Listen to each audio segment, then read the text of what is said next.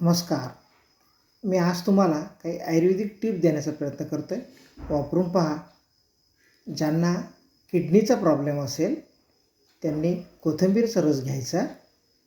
ज्यांना पित्ताचा त्रास होतो आहे किंवा होऊ नये असं वाटत असेल तर त्यांनी आवळ्याचं सेवन करायचे. ज्यांना वारंवार सर्दी होते त्यांनी पाण्यात हळद टाकून प्यायची.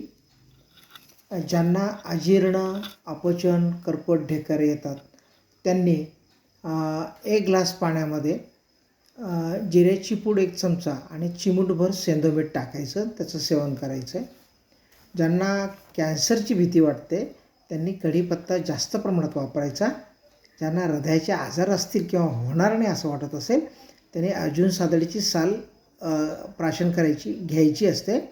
आणि ज्यांना मूळव्याधीची भीती वाटते किंवा त्रास असेल त्यांनी हिरव्या पानफुटीचं रस घ्यायचा आहे.